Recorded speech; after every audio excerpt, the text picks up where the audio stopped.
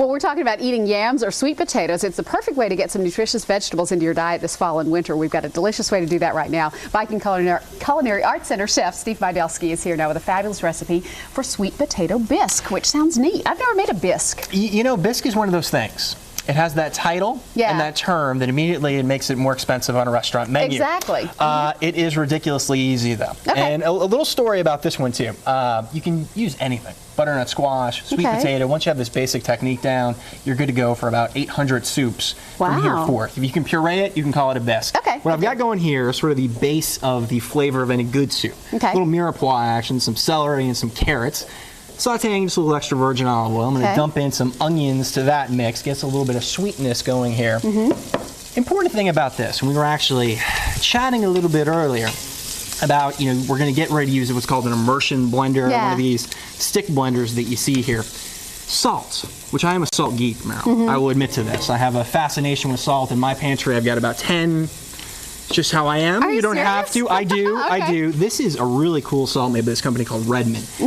This salt is a kosher salt. You hear that term a lot. But this is actually a sea salt. It's kosher. And it actually, if you look at it, sort of looks like the beach granulated. almost. It does, yeah. So we're going to add this in. Salt does two things in life. Dry out moisture, enhance flavor. We want to dry out moisture in this case. We want to wilt these down to get them pretty soft. So we add them in at this stage.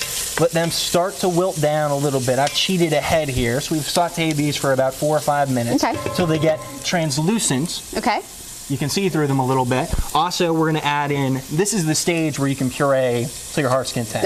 Butternut squash, sweet potato, whatever you have And this available. is something you've either baked or cooked in the microwave ahead of time. Absolutely. Or if you wanted to be very dishwasher savvy, as I like to say, and wanted to just add this in there and let them cook in here, you could as well. So either way. Good. And a quick note about this, sort of a food revolution I'm trying to start, Meryl. Where you use stuff that's in season. You know, we hear so much. Exactly. You know, we hear so much about, you know, restaurant food, and everybody wants to make restaurant food at home. The difference is using seasonal products, using a little different salt here or there, a little bit of extra virgin olive oil. Those kind of things are what add up to make such a big difference. And now things are so readily available.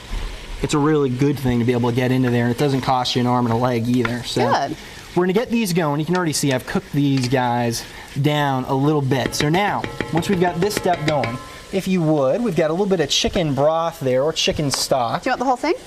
Let's go with about half of that box here. This is a very easy little 10-minute puree that we can work together here. So once that gets in there, this is, we were talking about this earlier. I think that's about half. Yeah, it's between you and your cardiologist, this next step, Meryl.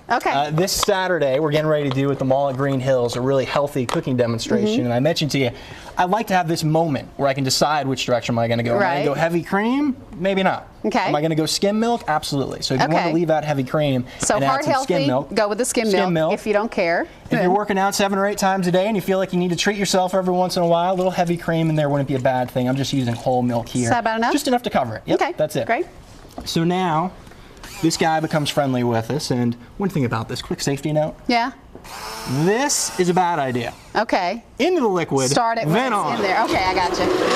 Many a burn has occurred from that. So we give this a good little puree.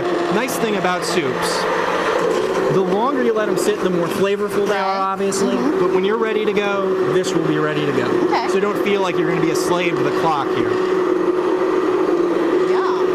So once we get this guy all nicely pureed, time to add a few more little flavor enhancements into the end there.